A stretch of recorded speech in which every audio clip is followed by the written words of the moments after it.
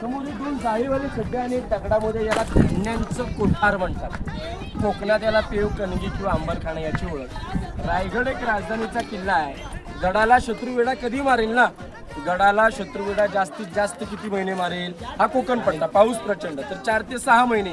मग गडावरच्या लोकांना 6 महिने धान्याचा इथे केला होता. राजांनंतर पेशवाई सत्तेने याचा वापर कैदी कोठार म्हणून केला. जेल म्हणतो ना आपण. चोरी, लबाडी, गुन्हा, गद्दारी, फितुरी करेल 7 दिवस कोंडायचं आणि टकमक टोकावरून फेकायचं. पहा, शिवाजी राजांनी कुणाचा कडेलोट केला नाही आणि शिवाजी राजांनी रायगडावर कैदी ठेवले नाहीत, कारण हा एक बाल्य किल्ला आहे, VIP एरिया आहे. बाल्य किल्ल्यात कैदी ठेवता येत नव्हते. राजांचं कैदी कोठार साताऱ्यामध्ये वासोटा किल्ला तिथे आणि कोकणामध्ये लिंगाणा किल्ला तिथे येत आहे.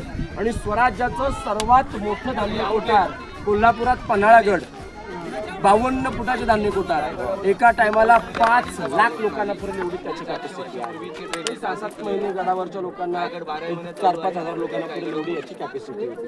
धान्याच्या कोठाराच्या खाली पडलेली घरं आहेत पार्लमेंट, मिनिस्टर लोकांची घरं.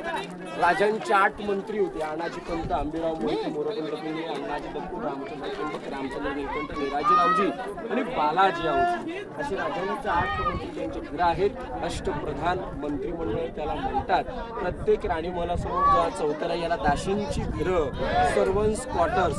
स्वराज्याला फितुरी जमणारी नव्हती, स्वराज्याला फितुरी चालणारी नव्हती. जर का दासीमध्ये नोकर चाकराने घरातून कामासाठी अपडाऊन केलं तर ती रस्त्यात फितूर सुद्धा होऊ शकते. या दृष्टीने दासीला इथे परवानगी नव्हती. नोकर चाकरांची घरं आहेत. आतमध्ये राजांचं राहतं घर, बेडरूम, राजवाडा आपण बघायला ठीक आहे. बघताना वरच्या किशा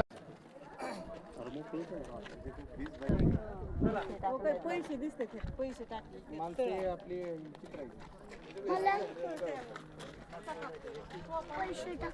अरे लोक 100च्या नोटा बेत्या 500ची बेत्या काही इडे ती माणसं इथे पैसे टाकले.